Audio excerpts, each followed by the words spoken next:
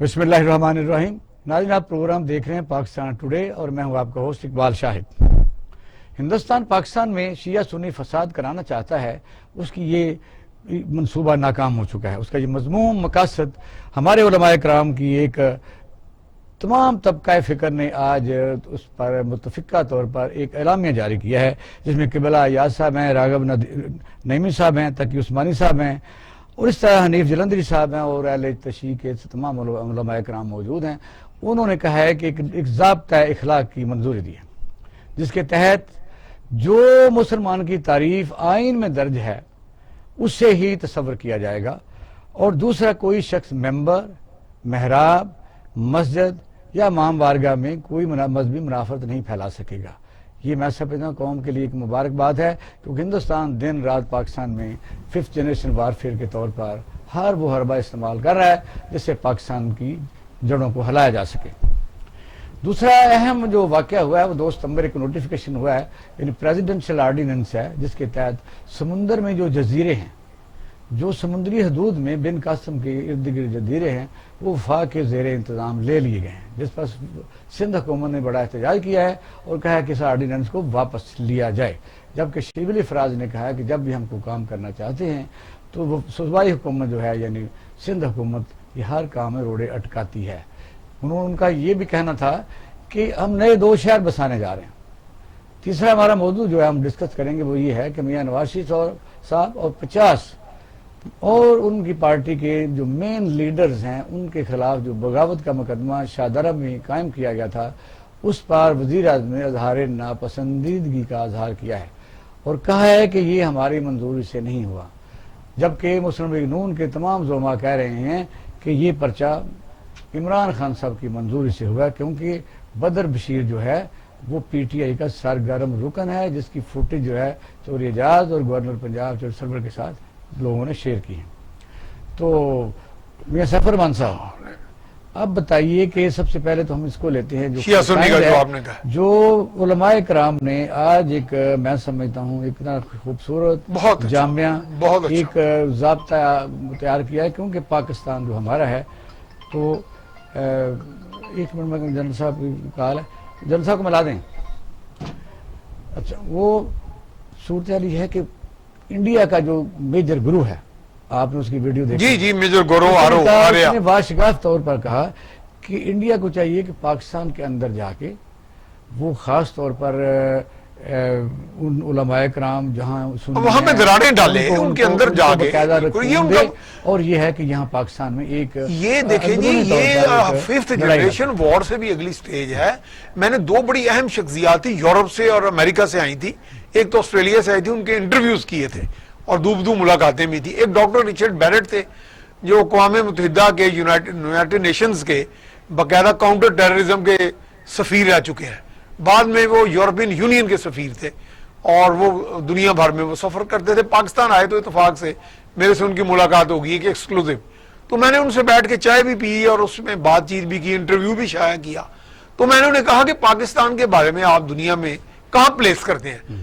انہوں نے کہا جی کہ پاکستان پہ بڑا فوکس ہے، اور خاص طور پہ بھارت اور ایسے جو آپ کے بدخواہ ممالک اور ایجنسی ہیں وہ آپ کے اندر ویکنیسز پڑھتی بھی ہیں، دیکھتی بھی ہیں، سٹڈی کرتی ہیں کہ آپ کہاں سے مارے جا سکتے ہیں. یعنی وہ بیرونی طور پہ شاید آپ سے ٹکر نہ لے سکے، لیکن وہ اندر سے آپ کو کہاں کھوکھلا کریں، اور وہ پھر کرتے ہیں کہ اگر تھوڑا سا بھی کہیں پہ تیلی لگا دینے سے شعلہ بن جائے تو وہ پھر کوشش کرتے ہیں. آپ نے دیکھا کہ مجھے یہ بڑی خوشی جو آپ نے بتائی پچھلے دنوں راولپنڈی میں ایسے عناصر پکڑے گئے، جی کچھ یعنی ایسے لوگ بھی پکڑے گئے جنہوں نے تقریریں بھی مرمے کی، لیکن ان کو جو یعنی اہل تشیع ہے انہوں نے سیکنڈ نہیں کیا، انہوں نے اس پر اظہار ناپسندید کیا. تو جنرل جنرل صاحب سر السلام علیکم. سر السلام علیکم. جی وعلیکم السلام. بہت شکریہ سر آپ کے ٹائم دینے کا. سر پہلا ہم نے یہ جو ڈسکس کرنے جا رہے ہیں وہ یہ ہے کہ جس طرح انڈیا پاکستان میں شیعہ سنی فساد کروانا چاہتا تھا، اور ان کے جو میجر گرو ہیں انہوں نے اوپنلی ایک ویڈیو وائرل ہوئی تھی کہ پاکستان میں اس پر کام کیا جائے اور پیسے دیے جائیں.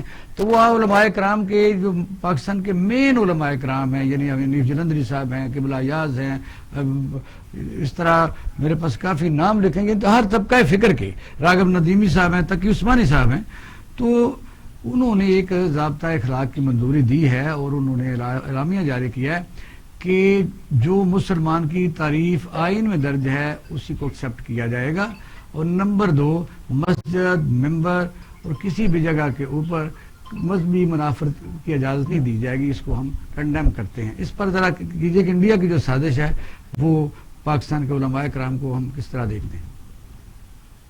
میں یہ سمجھتا ہوں کہ تھوڑی دیر سے آیا ہے لیکن بہت درست آیا ہے یہ. ٹھیک ہے. کیونکہ پاکستان کی جو مختلف فالٹ لائنز ہیں نا, دیکھیے اگر آج کی آپ حالات میں دیکھیں, ایک تو آپ کے جو مذہبی منافرت پھیلائی جا رہی تھی, دوسرا آپس میں جو مختلف ہمارے مجتمع فکر کے لوگ ہیں ان کو الجھانے کی کوشش کی جا رہی تھی, اور جب یہ خطرہ بھاگا گیا کچھ دیکھیے جب سب ٹریس کیا گیا تو جو یہ سوشل میڈیا پہ جو اس قسم کی منافرت پھیلانے والے لوگ تھے کہ جو کر رہے تھے کام, ان میں سے 80% جو تھے وہ سوشل میڈیا سائٹس وہ بھارت میں تھے. اچھا. ہاں جی. اور ہمارے چونکہ ہم تھوڑا جلد باز بھی ہیں, سوچنے کے عادی بھی نہیں ہیں, فیک ناموں سے آئی ڈیز بناتے ہیں, مسلمانوں والے نام بھی لکھتے ہیں. جی جی. اور اس کے بعد پھر یہ فٹافٹ ہمارے لوگوں نے اس کو پک کیا اور پھیلانا شروع کر دیا. یہ انتہائی خطرناک صورتحال تھی, کسی طرح بھی جا سکتی تھی. اس میں ہمارے بہت بڑے لوگوں نے بھی, اور جو ہمارے سو-کالڈ علماء ہیں ان میں سے ایک دو نے تو اس کے بیچ میں کودے بھی تھوڑی دیر کے لیے, لیکن بہت جلد ان کو سمجھ آ گئی کہ یہ بات وہ نہیں ہے. ایسا ہی ہے. اور میں سمجھتا ہوں کہ یہ حکومت نے بہت ہی اچھا اقدام ہے کہ جو ہمارے تمام مکتبہ فکر کے علماء ہیں, جید علماء ہیں, جن کے بارے میں کسی کو کوئی شک نہیں ہے کہ وہ کسی نہ کسی حکومت کا حصہ ہیں, نہ ان کو زیادہ حکومت کرنے کا ان کو شوقین ہے. وہ لوگ وہ ہیں جو پاکستان میں مذہبی مکتبہ فکر میں اپنی خاص مقام رکھتے ہیں, ان کی بات کو اہمیت دی جاتی ہے. جن سے بات درست ہے کہ چونکہ یہ پاکستان ہے, ظاہر سے تو بیرونی خطرے ہی بے تاشا ہیں.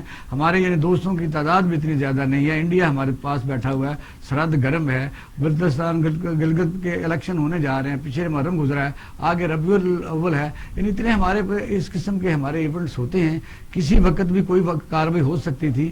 اس لیے میں سمجھتا ہوں کہ یہ بار وقت ہے اور علماء کرام کو اس کاوش کو کی تعریف کرنی چاہیے. جی جی بالکل آپ نے صحیح فرمایا. دیکھیے اس وقت جو ہماری پولیٹیکل ٹینشن بھی عروج پر ہیں, اس میں اگر کسی قسم کی کوئی تیلی اس کو بھڑکا دیتا تو خدا نہ خواستہ ملک کہیں جا نہیں. اور کیا تجویز دیں گے, کیونکہ سوشل میڈیا کا ایک بڑا المیہ ہے کہ جیسے مثلا جس بندے کو کوئی بھی فرقہ پسند ہے, جیسے وہ سوشل میڈیا پر آن ہوتا ہے وہ اس سے فارورڈ کر دیتے ہیں. اچھا فارورڈ کرتے ہیں تو ظاہر وہ مسلمانوں والے نام ہی ہوتے ہیں یا یہاں کے رہنے والے ہوتے ہیں, ان کے تعلقات بھی ہوتے ہیں, ان کی فوٹو بھی لوگ لائک بھی کر رہے ہوتے ہیں اور دیکھ بھی رہے ہوتے ہیں یہ فلاں آدمی ہے. تو اس نادانستگی میں بھی تو اس کا کیا علاج کیا جائے, سوشل میڈیا پر کس طرح کیا جائے؟ دیکھیے پاکستان اس وقت حالت جنگ میں ہے, اور 3 جو انتہا پسند مذاہب ہیں یا ان کے جو ماننے والے ہیں انتصاب سوچ کے مالک ہیں. ایک تو برہمن زائنسٹ ہیں, دوسرا جوش زائنسٹ ہیں, اور تیسرا جو انتہائی خطرناک ہے ان سب سے وہ ہے کرسچن زائنسٹ.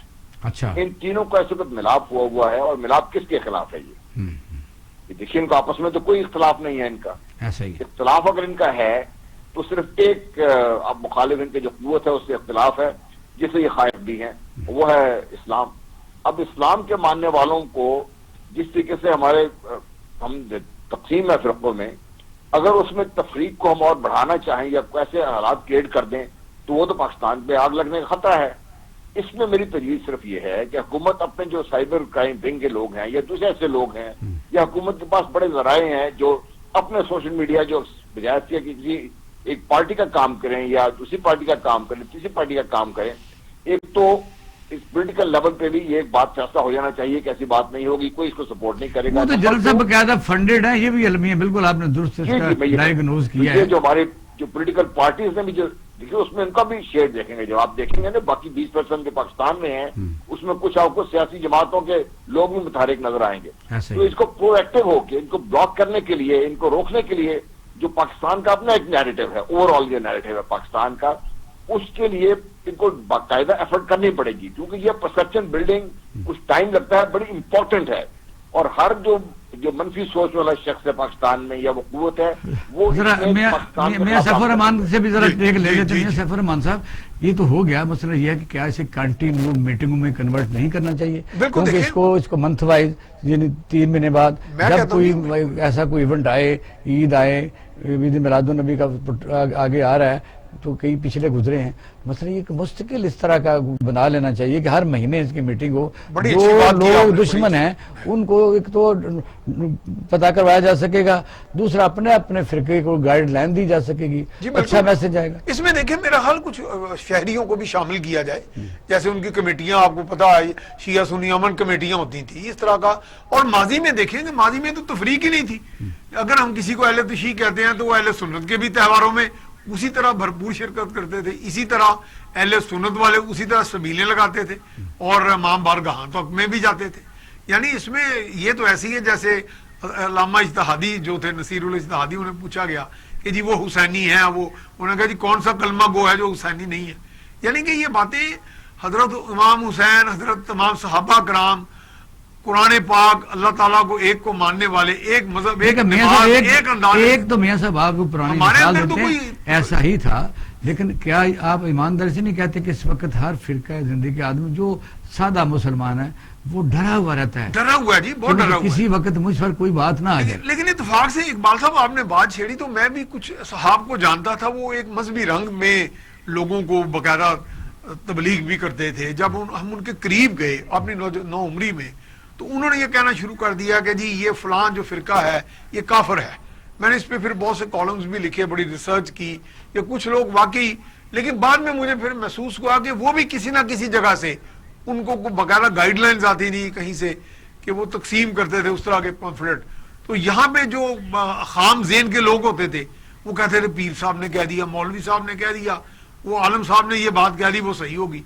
تو ہمارے ہاں جو تحقیق نہیں تھی, ٹھیک ہے تو اس سے جنرل صاحب کیوں ہم اتنا ایزی کیچ ہیں, کیونکہ جب ایوان بالا یعنی برٹش پارلیمنٹ میں بات ہوتی ہے کہ پاکستان کے لوگ وہ اگر ان کو پیسے دیے جائیں تو وہ فلاں چیز میں بیچ سکتے ہیں. یعنی کیا اس وقت پوری دنیا میں یعنی جنگ ہم نے روس کی اتنی بڑی یعنی جنگ بڑی پاکستان نے اور روس کو وہاں سے بھگایا, پھر آپ نے دیکھا کہ دہشت گردی کی جنگ میں ہم نے دہشت گردی کو شکست دی اور پوری دنیا میں میں سمجھتا ہوں وہ اونلی ایک ہی مثال ہے, بالکل ایک ہی پاکستان کے پاس ایسی پاک آرمی اور عوام نے مل کے لوگوں نے لڑی. تو مسئلہ یہ ہے کہ پھر بھی یہ باہر کی دنیا کی پرسپشن رہتی ہے کہ پاکستان میں لوگوں کو خریدا جا سکتا ہے. دیکھیے تو ہر وقت میں ہر دور میں یہ رہا ہے, مسلمانوں کا بہت بڑا المیہ یہ رہا ہے کہ مسلمانوں کو نقصان پہنچانے کے لیے ہمارے اندر سے ہی لوگوں کو اٹھایا گیا ہے, اور ہمارے اندر سے ہی لوگوں کو اس طریقے سے لے کے آئے گئے ہیں کہ جس سے ایک تو مذہبی منافرت پھیلائی گئی ہے کہ ان کو یہ پتا ہے کہ ہم اپنے اپنے فرقے میں اس قدر زیادہ اس میں وہ ہیں کہ ہم کسی کی دوسری لاجیکل بات سننے کو تیار نہیں ہے. بڑی اچھی بات تھی کہ اپنا فرقہ چھوڑے نہیں, اپنا مذہب چھوڑے نہیں, دوسرے کے مذہب کو چھیڑے نہیں, اپنا آپ کام کریں. جائز تھی کہ ہم ہماری جو لیڈرشپ تھی, اور اس میں سیاسی لیڈرشپ کا میں رول سے کہوں گا کہ سیاسی لیڈرشپ نے ہر دور میں جو بھی لیڈرشپ رہی ہے انہوں نے ایک خاص قسم کے مذہبی نقطۂ نظر کے لوگوں کو نوازنے کے لیے اپنی ووٹ بینک بڑھانے کے لیے. جنرل صاحب مجھے پتا چلا کہ آپ کسی اور بھی جانا, لیکن اگلا سوال یہ ہے جس کو ڈسکس کرنا ہے کہ پاکستان میں ایک تو یہ ہے کہ بھی کسی کے اوپر بغاوت کا مقدمہ قائم کر دینا یا کسی کو غدار کرا دینا, ایک ساری مونر رہا ہے, خان عبدالولی خان پر بھی چلا, لیکن دوسری بھی ایک رائے ہے کہ کیا لوگوں کو کھلے عام مادر پدر آزاد چھوڑ دیا جائے کہ وہ آئینی اداروں کے اوپر کرٹیسائز کریں, گالیاں نکالیں, ملائن کریں, للکاریں, اور پھر یہ ہے کہ وہ انڈین نیریٹو کو لے کے آگے بڑھیں اور ان پر کوئی پرچہ نہ کاٹا جا سکے. جی دیکھیے بال صاحب, میں ابھی تھوڑی دیر پہلے کسی پروگرام میں تھا تو وہاں بڑے بڑی اچھی بات کرتے ہیں حسین صاحب. انہوں نے یہ کہا کہ یہ انہوں نے ڈائریکٹلی تو بات نہیں کہ انہیں خلائی مخلوق نے کروایا ہے. اب میں اپنی ایک تو بیانیہ جو ترتیب دیا جا رہا ہے اس وقت وہ یہ ہے, نمبر 1 مجھے آپ چھوڑے نہیں کیونکہ میں کرپشن کیا یا نہیں کہ مجھے آپ چھوڑ دیں. عدالتوں کو نشانہ بنایا گیا ہے کہ عدالتیں ان کو نہ پکڑیں, چھوڑ دیں, سزائیں نہ دیں, اور حکومت میں پریشر ڈالا جا رہا ہے. اس کے علاوہ مفادات کی جنگ نہیں, اس کے علاوہ اور کچھ چیز ہے نہیں. اب اگر اس میں آپ دیکھتے ہیں آج کے دور میں جس طریقے سے یہ لوگ باہر اب تو کھلا بات کرنا شروع ہو گئے ہیں, یہ جو ایف آئی آر درج ہوئی ہیں میں اور یہ میاں صاحب کو شاید اس کے مجھ سے زیادہ بہتر علم ہوگا کہ ہمارے پولیس میں، ہماری جو بیوروکریسی ہے اس میں ایسے لوگ موجود ہیں جو ایک خاص سیاسی نقطہ نظر کو سپورٹ کرتے ہیں، اس کے لیے کسی حد تک بھی جا سکتے ہیں. یہ بھی تو ہو سکتا ہے نا کہ دوسری طرف سے ہوئی. میں اسی طرف سے ہی کہہ رہا ہوں، ان سے یہ کام کروایا گیا اور یہ ہوا صبح کو 2-2:30 بجے ہے. آج یہ بتائیے حکومت کا دماغ خراب ہے، اتنی بڑی کہ ایف آئی آر درج کر دے جس میں وزیر اعظم آزاد کشمیر کو شامل کر دے، 40-50 جو ہمارے ممتاز قسم کے سیاسی لیڈروں کو شامل کر دے. یہ تو ایک انتہائی بیوقوفانہ عمل ہوگا اور یہ سب جان. اس لیے میں سمجھتا ہوں کہ اس کو بھی اسی نیریٹو کو سپورٹ کرنے کے لیے استعمال کیا جا رہا ہے، جس طریقے سے 2-3 اور بڑے اسٹرانگ قسم کے یہ سرکولیٹ کر رہے ہیں. آپ نے ضروری بات کی ہے کہ ایک اتنے بڑے عالم دین، ایک جماعت کے بڑے رہنما، اگر وہ اس بات کو بغیر تصدیق کے ایک طرف باقاعدہ ایلیگیٹ کر لیتے ہیں کہ جی خلائی مخلوق کرتی ہے، تو پھر تو اللہ ہی حافظ ہے، یہ بڑی زیادتی کی بات ہے. جی اس لیے یہ جو ہماری بات چل رہی ہے، جو ہماری جو پولیٹیکل لیڈرشپ جو بات کر رہی ہے، ان کا بیانیہ ہے کیا، وہ ہمیں سمجھنے کی ضرورت ہے. اور اس بیانیے کو کاؤنٹر کرنے کے لیے دیکھیے، آپ سیاست کریں، سب کوئی نہیں روکنا چاہتا ہے ان کو، لیکن جو کرمنل سسٹم ہے، ہمارا جسٹس سسٹم ہے، اس کو اور سیاست کو ہم نے آپس میں ملا کے عام تاثر یہ دیا ہے کہ سیاست اور جرم ایک اکٹھے ہو گئے ہیں اور اب انہی کی زور چلے گا اور وہی کراؤڈ لے کے آگے جائیں گے.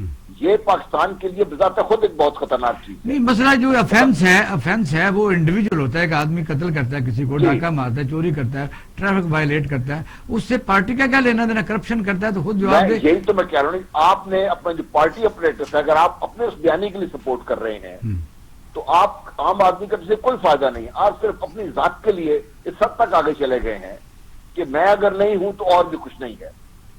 وہ دیکھیے، اب نقصان ہم پاکستان کا کر رہے ہیں، نقصان پاکستان کا ہو رہا ہے ہر لحظے. جیسے آپ نے کہا کہ باہر کے لوگ بیٹھے کیا سوچیں گے، ہم بیٹھے جو سوچتے ہیں کہ کیا ہو رہا ہے پاکستان کے ساتھ.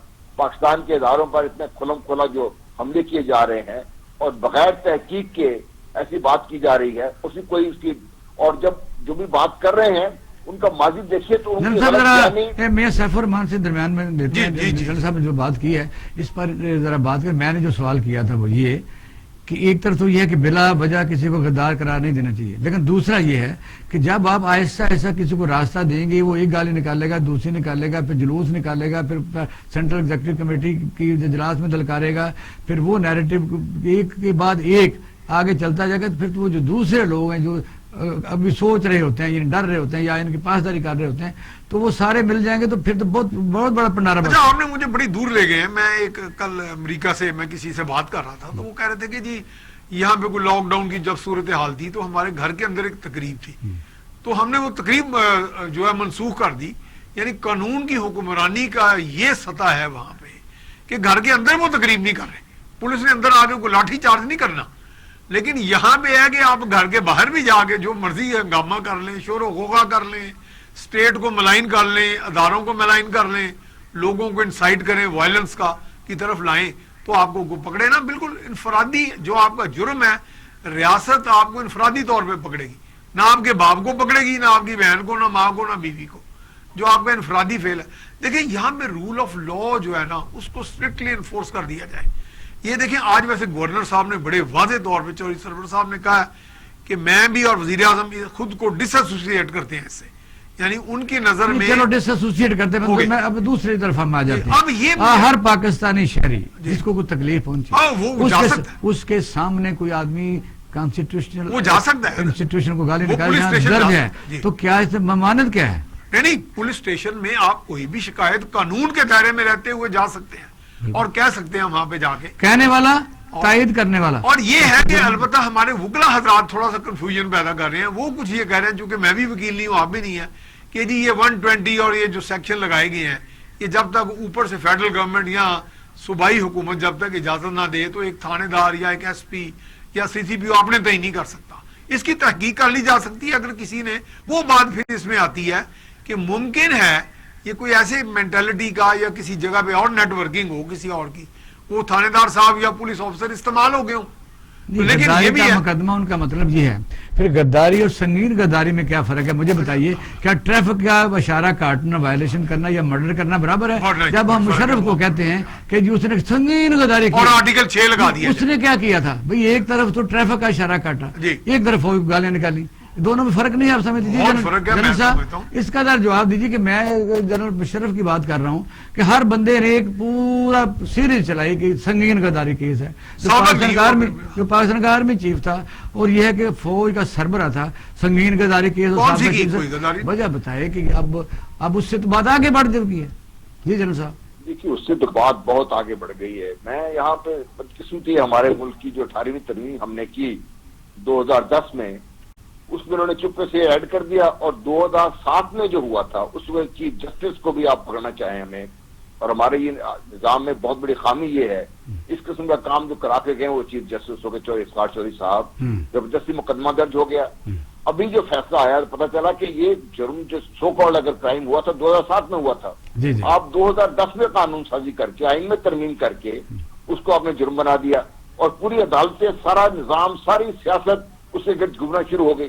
یہ پاکستان کی بدقسمتی بہت زیادہ ہے. یہی میں کہہ رہا تھا، یہی آپ سے پوچھنا چاہ رہے تھے. بالکل اگری میں بات کرنی ہے صاحب کی بات سے بالکل اگری کرتا ہوں کہ ہم نے جو قانون ہے وہ اپنے گھر کی لونڈی ہے.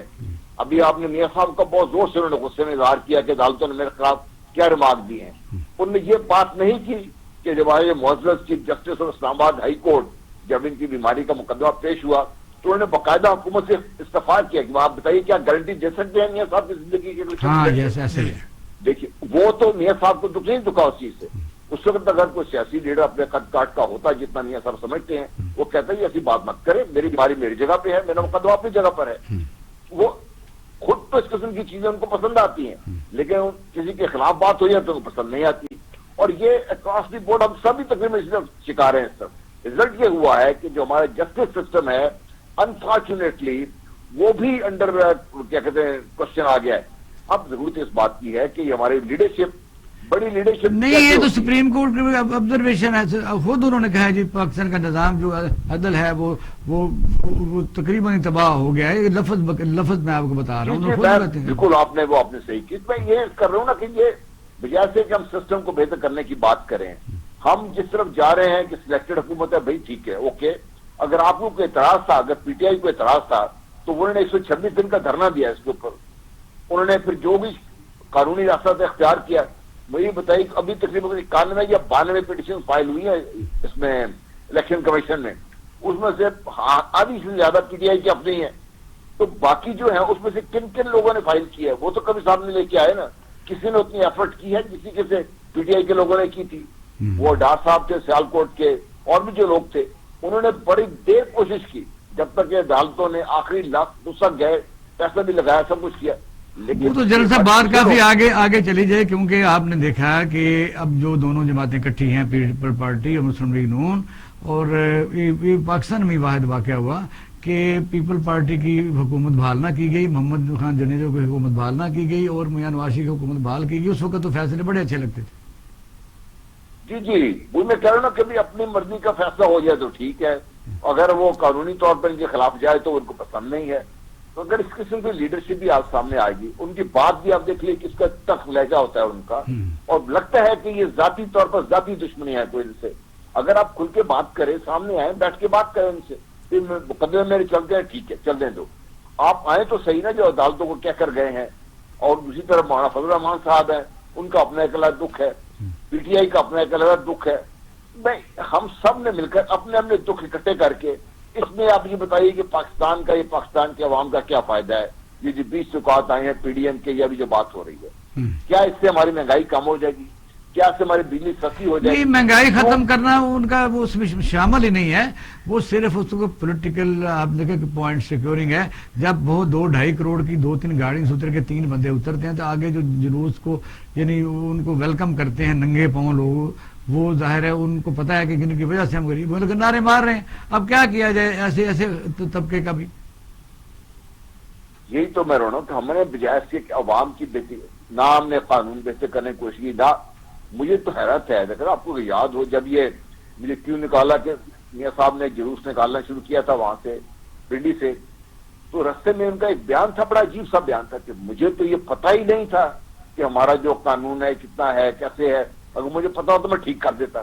بھائی 3 دفعہ وزیر اعظم نہیں وہ تو اچھا میاں صاحب سے پوچھا تو میاں صاحب نے کئی دفعہ کہا کہ میں تو کوٹا جب وہ بم گرا تھا وہ میزائل گرا تھا تو انہوں نے کہا وہ اس کا وہ کچرا اکٹھا کیا اور پھر ہم نے اس سے پتہ نہیں کیا بنا لیا. تو بادشاہ بندے ہیں, لیکن اصل مسئلہ یہ ہے اس وقت پورا پاکستان کا جس کو ہم جمہوریت کہتے ہیں میاں صاحب, وہ ڈھانچہ ایسی ہم اس کو جمہوریت کا راگ لاپتے رہتے ہیں. جمہوریت کا شکار ہے پوری دنیا میں. مجھے بتائیے جمہوریت کی ڈیفینیشن کیا ہے؟ Of the people, for the people, by the people. اب ہے بائی دا پیپل خرید کے, فار دا پیپل لوگوں سے دور, آف دا پیپل وہ بھی لوگوں کے بغیر.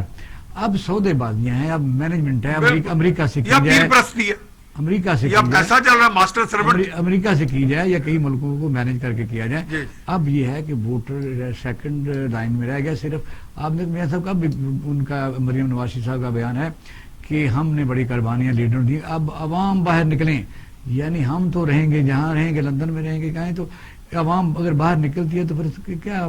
میرا ذاتی خیال ہے کہ جو آج تک لیڈر آزمائے گئے ہیں ان کا ٹوٹل ڈسکنیکٹ ہے نیچے عوام کے ساتھ. براہ راست عوام کو تو کا استحصال کیا جا رہا ہے, خوبصورت نعرے لگا دیے جاتے ہیں ہم یہ کریں گے. کوئی ایسا پروگرام, میں تو ان پارٹیز کو, ساری پارٹیز کو, تمام وزرائے اعظم کو کور کیا, باہر کے ممالک کے دورے کیے, پیپلز پارٹی کے بھی وزرائے اعظم, ادھر کے بھی. اچھا قریب سے دیکھا کوئی کام کرنے سنجیدہ عوام کے لیے دیکھا ہی نہیں میں نے. اب جو پی ڈی ایم ہے جی اس کی سربراہی میاں مولانا صاحب کو دے دی گئی, ان کے پاس افرادی قوت ہے. وہ تو پہلے بڑے غصے میں, غصے میں کیا وہ کسی کو ڈیلیور کریں گے؟ بجائے خطرہ تو ہے.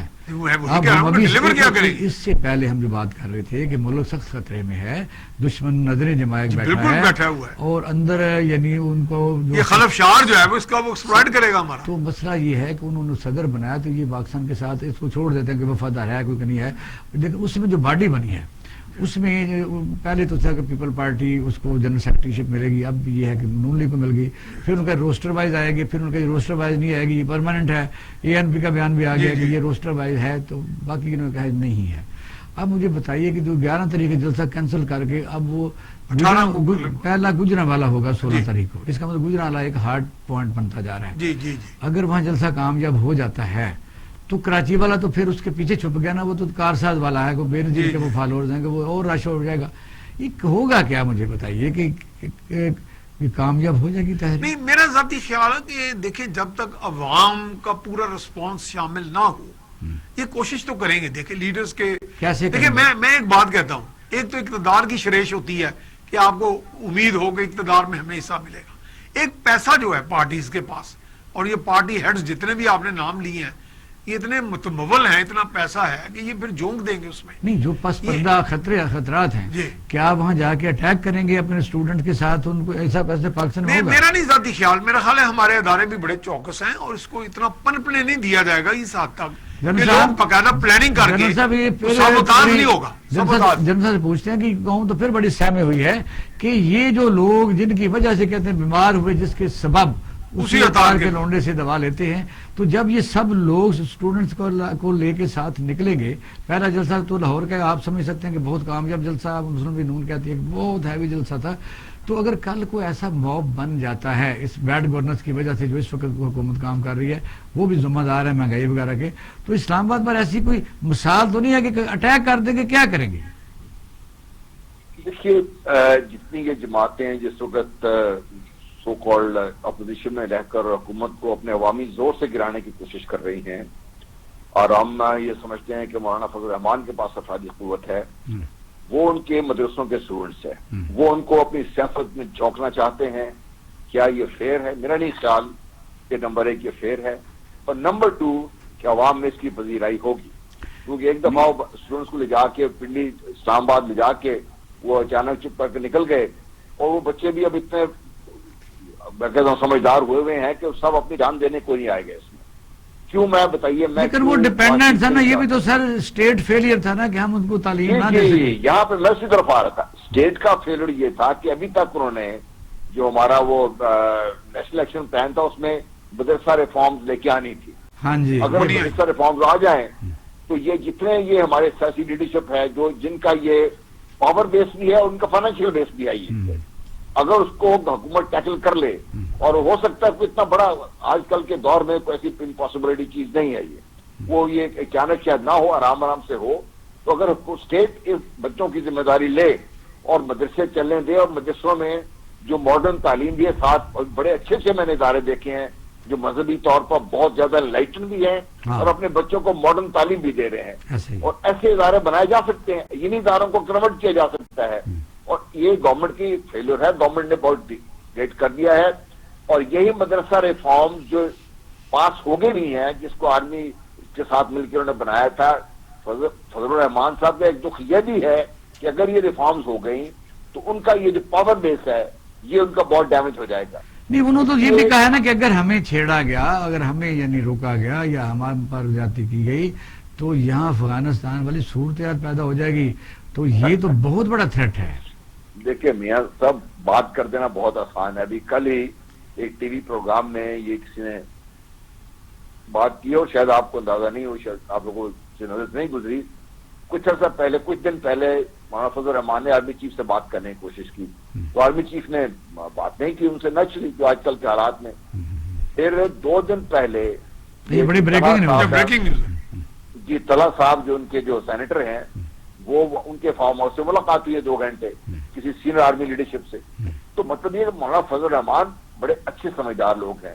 اکانومسٹ جب یہ 2002 میں بڑا کھل کے سامنے آئے تو اپوزیشن لیڈر بن گئے تھے، تو اکانومسٹ نے لکھا تھا، جملہ لکھا تھا کہ بھی مولانا فضل الرحمان who is now the opposition leader اور جو ایم ایم اے کی سربراہی کر رہے ہیں، جس کی کیبنٹ حکومت بنی ہوئی ہے، ان کے نک نیم جو ایک بڑا دیا جاتا ہے ان کے بارے میں اور ریپیٹ نہ ہی کریں، ہمیں پتہ ہے. میں نہیں بات ویسے بھی جو اکانومسٹ بات کر رہا ہوں، جو اکانومسٹ نے لکھا تھا وہ بات کر رہا ہوں. انہوں نے کہا جی کہ اس نام، اس نک نیم سے یہ ظاہر ہوتا ہے کہ مولانا صاحب سے بزنس ہو سکتا ہے.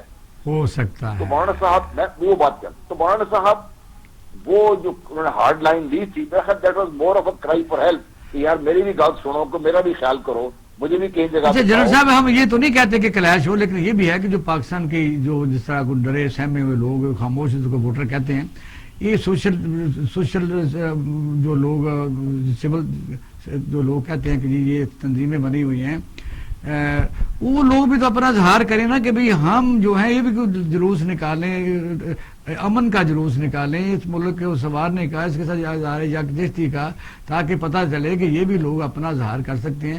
یہ بیٹھ کے جب یہ سوچتے رہتے ہیں، بات کرتے رہتے ہیں، تو چھوٹا سا قلیل گروپ جو ہے وہ حاوی ہو جاتا ہے اور اپنی باتیں منواتا ہے اور پاکستان کو کمزور کرتا ہے. یہ تو دیکھو بدقسمتی ہے نا. اگر آپ اپنے دیکھیے جو ہمارا سسٹم بن گیا ہوا ہے حکومت کا، آپ نے جو آئین کی روح تھی اس کو تو ختم کر دیا ہے ہم نے.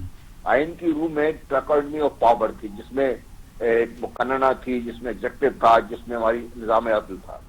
ہم نے آئینی ترمیم کر کے مقننہ اور جو ایگزیکٹو تھا وہ ایک گروپ کے ہاتھ میں دے دیا. یعنی پارٹی لیڈر جو میجر پارٹی ہو اسی کا سب سول ڈکٹیٹرشپ ہے. اس طرح تو فوجی بھی نہیں کرتے جس طرح کر رہے ہیں. آپ نیشنل اسمبلی کے اندر جس کو ہم نے اجتماعی دانش اپنے ملک کی لا کے بٹھائی تھی، ان کو انہوں نے بات کرنے سے روک دیا ہے. اب وہ اپنی مرضی کی بات ہی نہیں وہ ایک ٹیلی فون کال پر ووٹ دے بھی دیتے ہیں. آپ کو دیا بھی تھا خیر سے انہوں نے کچھ لوگوں کو. جی سب ووٹ جب موقع ہوتا ہے حکومت جب کہا جی میاں صاحب نے کہہ دیا ووٹ پانے جگہ دینا، پانے جگہ دے. آپ کا بجٹ تک تو بحث ہوتی نہیں ہے. بجٹ سر ہم نے دیکھا ہے، میں تو وہ سیٹ اپ میں رہا ہوں، بجٹ کی کتابیں کوئی پڑھتا نہیں، اچھا تھوڑا سا نا جنرل صاحب، ہم نا 2-3 منٹ کے وقفے کے بعد آئیں گے، ہمارے ساتھ رہیے گا. ناظرین اب ہم لیتے ہیں چھوٹا سا بریک، ہمارے ساتھ رہیے گا.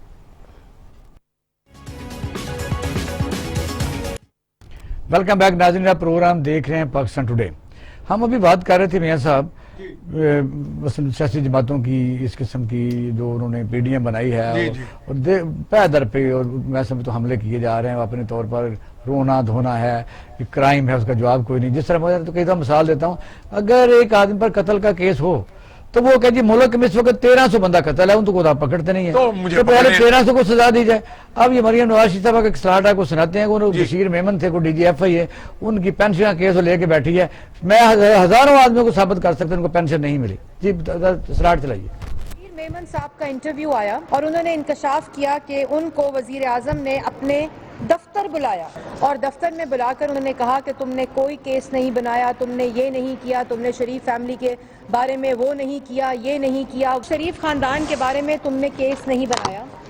تم نے مریم نواز, شہباز شریف, کیپٹن صفدر, حمزہ شہباز اور وہ جو بیٹا ہے شہباز شریف کا سلمان شہباز, اس کے خلاف کیس بنانا ہے.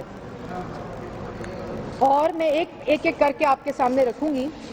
سب سے پہلے انہوں نے کہا کہ نواز شریف اور مریم نواز اور کیپٹن صفدر کے خلاف ٹیررزم کا کیس بنایا جائے. اور ٹیررزم کا کیس کیوں بنایا جائے؟ کیونکہ فرسٹ لیڈی کی تصویر لیک ہو گئی تھی اس وقت اور ان کو بلایا گیا, ان کو کہا گیا کہ فرسٹ لیڈی کی تصویر لیک ہو گئی ہے اور اس کے اوپر یہ نام لیے اور ان کو کہا کہ اس کے اوپر ٹیررزم کا کیس بنائیں. اور انہوں نے کہا اس کے اوپر ٹیررزم کا کیس نہیں بنتا کیونکہ اس کے اندر کسی قسم کا ایویڈنس نہیں ہے اور یہ کس طرح دہشت گردی ہے, یہ کہاں سے میں دہشت گردی کا کیس بناؤں. اور میں سلام پیش کرتی ہوں بشیر میمن صاحب کو کہ وہ اس قسم کی ذہنی حالت رکھنے والے, دھمکانے والے وزیر اعظم کو یہ جواب دے رہے تھے. دوسرا سوال کیا ان کو کہ جو شہباز شریف ہے, حمزہ شہباز ہے اور سلمان شہباز اور پوری شریف فیملی اور بالخصوص شہباز شریف کی بیگم کے خلاف کرپشن کا کیس بنایا جائے. دیکھیں میاں صاحب, یہ کیسا چیپ قسم کا ہے. میں جس طرح یہ میں کہتا ہوں کہ کوئی بیوروکریسی کی جو 30-35 سال کا عرصہ ہے وہ ان پارٹیوں سے ڈس لنک نہیں کر سکے. ڈس لنک پی ٹی آئی نہیں کروا سکی, یہ ثابت نہیں کر سکی بھی وہ نہیں آ رہے. اب نیکسٹ انویسٹمنٹ کے لیے میں کہتا ہوں اب ڈیٹا منگوائیں, لاکھوں آدمیوں کو پینشن نہیں ملی. اب اس میں کوئی جو وجہ ہے, اب اس کو بلا کے اگر کہا گیا تو کون سا وٹنس ہے اس پر؟ جنرل صاحب کیا کہیں گے آپ؟ بس سنیے کہ جو نیکسٹ انویسٹمنٹ افسر کرتے ہیں, بیوروکریسی جس کو ہم کہتے ہیں, یعنی یہ بھی ہے کہ اپنی کوئی چیز ایسی کرنے کے لیے ہر چیز کو کروانے کے لیے تو بڑے کام ہوتے ہیں. حکومتیں اتنی کمزور تو ہوتی نہیں.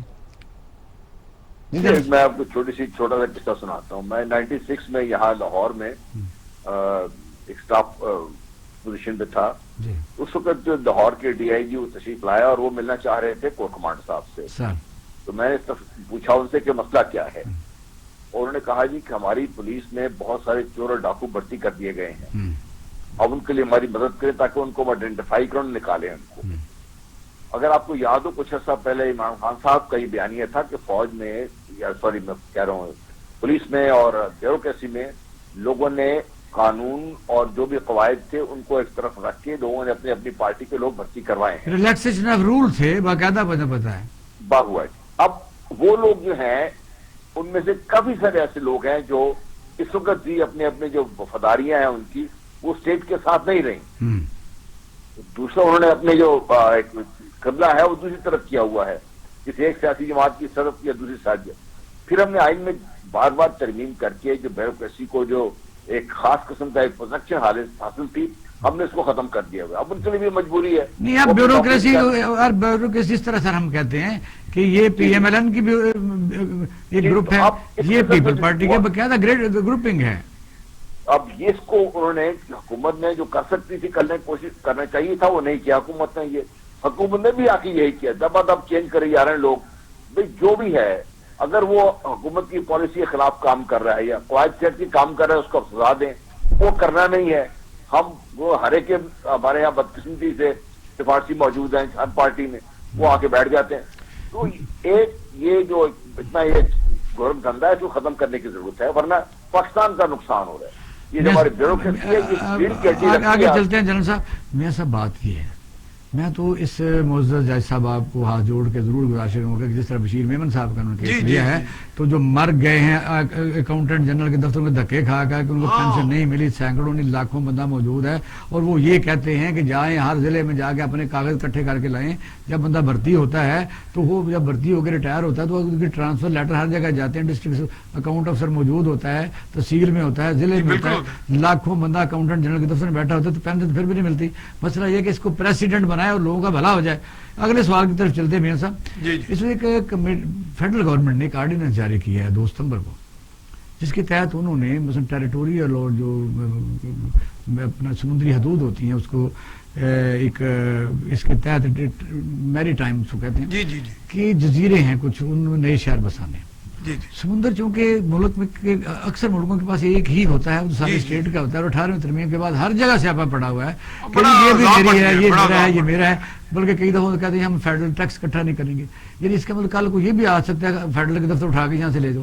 اب صوبائی حکومت نے یہ کہا ہے کہ یہ آرڈیننس واپس لینا چاہیے، اس پر کیا کہیں گے؟ نہیں دیکھیں، حکومت کی بھی مجبوری اس لیے ہے کہ یہی پارٹیاں بیٹھی ہوئی جب پارلیمنٹ میں چونکہ ریزسٹ کریں گی، مزاحمت کریں گی، اس لیے وقتی طور پہ آرڈیننس آیا ہے۔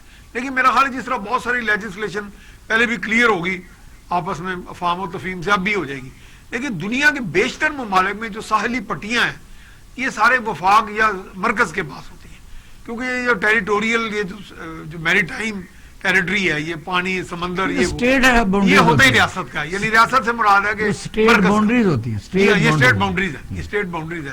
تو لہٰذا اس میں کوئی دنیا کا جو ایک طریقہ ہے اس کے مطابق چلا جائے، میرا خیال ہے سندھ جو ہے وہ مزاحمت برائے مزاحمت خام خواہ، اس پہ کوئی فائدہ تو نہیں ہے، کیونکہ اس وقت سندھ جس طرح کرائسی سے گزرا ہے اور وزیراعظم وہاں جا کے آپ دیکھیں نیوی وہاں موجود ہے، ہماری وہاں یعنی سرحدوں کی انڈیا کا جو نہیں جی آپ کا بہت سینسٹیو وہ جگہ ہے، اور میرا حال جو آپ کا دشمن ہے بھارت، اس کی تو ہمیشہ نگاہیں ہیں کہ جنرل صاحب پوچھتے ہیں کیا کہیں گے یہ جو نیا آرڈیننس فیڈرل گورنمنٹ نے کیا ہے تو اس کے تحت یعنی صوبائی حکومت 18ویں ترمیم جو ہمارے ملک کو ایک بہت بڑا گفٹ ملا ہوا ہے، جس کے تحت یہ تو ضروری ہے کہ فنڈز مجھے ملنے چاہیے 67%، لیکن یہ بھی لکھا ہوا ہے کہ 14 سال کا جو بچہ ہوگا وہ ضرور اب تعلیم اس کو دیں گے، وہ تو نہیں ہم دیتے، جو میٹھا میٹھا ہاپا والا صاحب ہے وہ تو ہم لیا ہوا ہے۔ 18ویں ترمیم کے ہوتے ہوئے کیا سوچتے ہیں کہ اس قسم کی روزانہ مزاحمت جو ہوتی ہے صوبوں کے پاس اختیارات ہیں؟ دیکھیے یہی وجہ ہے کہ پیس پارٹی والے ہر روز یہ شور مچاتے ہیں، اور نون لیگ والے بھی، اب خیر نون لیگ کا شور کم ہو گیا ہے، 18ویں ترمیم نہیں کرنے دیں۔ 18ویں ترمیم کافی ساری اچھی بھی ہے، لیکن اس میں بہت بڑے بڑے سقم ہیں جنہوں نے آئین کا حلیہ بگاڑ کے رکھ دیا ہے۔ دیکھیے یہ جو آئین میں جو درج ہے، جو میں نے پڑھا ہے، ہو سکتا ہے میں غلط ہوں، آئین کے آرٹیکل 173(2) کے لحاظ سے یہ جس قسم کے جزائر ہیں یہ مشترکہ ہیں فیڈرل اور پروونشل گورنمنٹ کے۔ ٹھیک ہو گیا، ایکچولی تو ہونا یہ چاہیے کہ یہ فیڈرل گورنمنٹ ہے، کیونکہ جب آپ سمندر میں نکل جاتے ہیں باہر تو ابھی یہ سندھ گورنمنٹ اس سمندر کو ڈیفینڈ کرنے کے لیے کیا کر سکتی ہے آئی لینڈس کو؟ کوئی ذرائع نہیں ہے، فیڈرل گورنمنٹ نے آنا ہے، کوئی مسئلہ بن جائے تو فیڈرل گورنمنٹ نے آنا ہے، اور یہاں سے اگر کوئی ریسورسز نکلیں گے تو وہ جب فیڈرل گورنمنٹ کو جائیں گے تو فیڈرل گورنمنٹ نے اس میں 60-70% حصہ واقع صوبوں کو دے دینا ہے۔ یہ ہم نے جو یکمشت جو کنکرنٹ لسٹ ختم کر دی، جس سے بہت نقصان ہو رہا ہے، ایجوکیشن کا نقصان ہو رہا ہے، صحت کا نقصان ہو رہا ہے، اور لا اینڈ آرڈر کا دیکھیے جب یہ سندھ میں رینجرز کے ڈپلائمنٹ کا مسئلہ ہوتا تھا تو ہر 90 دن کے بعد نہیں، اب تو بات یہاں تک آ گیا کہ تمام صوبے اس حد تک بااختیار ہو چکے ہیں 18ویں ترمیم میں کہ اگر فیڈرل گورنمنٹ کو بہت بڑا ہاسپٹل بنانا چاہے، انسٹیٹیوشن بنانا چاہے تو لینڈ ایکوزیشن ایکٹ جو ہے وہ کہتے ہیں جی ہم سے پوچھ کے بناؤ، ہم دیں گے تو بناؤ ورنہ رہنے دو۔ مطلب آپ دیکھیں پھر اب پاکستان کو تو لے کے جا رہے ہیں، یہ فیڈریشن کے بجائے تو ہم کنفیڈریشن بنانے کی کوشش کر رہے ہیں۔ اور اگر آپ دیکھیے جو شیخ مجیب الرحمان تھے، ہم تو اس دور کے لوگ ہیں نا جی، جو 6 پوائنٹس تھے 18ویں ترمیم کو اگر آپ سادہ الفاظ میں لے کے آئے، ان سے تقریباً 5.5 پوائنٹ اس میں آپ نے وہی تو کہتے ہیں 5.5 ہیں جنرل صاحب۔ جی میں اسے کر رہا ہوں، کرنسی اور دفاع نکال لیں تو باقی تو تقریباً وہی ہو گیا نا۔ وہ انڈیا میں جو آج بھی کنکرنٹ لسٹ موجود ہے، جس کی ہم ہمیشہ مثال دیتے ہوئے نہیں، بہت سے ممالک میں جنرل صاحب، بہت سے ممالک بہت موجود ہے، کیوں ہونی چاہیے کنکرنٹ لسٹ ہے بہت سے ممالک، آج ہونی چاہیے یہ، کیونکہ آپ کا حکومت اور چل نہیں سکتی اس سے۔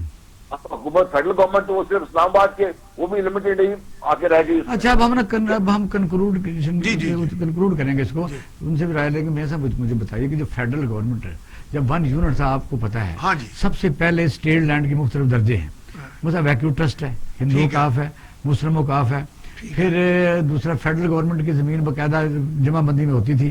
جب 1 یونٹ ٹوٹا تو یہ ایک نوٹیفکیشن ہوا کہ بھئی اس کو صوبائی لکھا جائے، ٹھیک ہے، لیکن اس کا مطلب ہے کہ اس کا جو روٹ ہے، اس کے جو میکا ہے وہ فیڈرل گورنمنٹ ہی ہے، وہ اسٹیٹ ہے، ویسٹ پاکستان جو اس زمانے کا تھا وہ یہ ہے۔ وجہ یہ ہے کہ یہ تو ایک کاغذی بات ہوتی ہے، لیکن یہ ہے کہ پبلک انٹرسٹ کے لیے جو فیڈرل گورنمنٹ ہے وہ ہمیشہ سپروائز کرتی ہے، اس سے اوپر ہوتی ہے۔ وہ کوئی پروجیکٹ میں ریلوے ہے 4 صوبوں کو ملاتی ہے، 5 میں انشاءاللہ بن جائے گا۔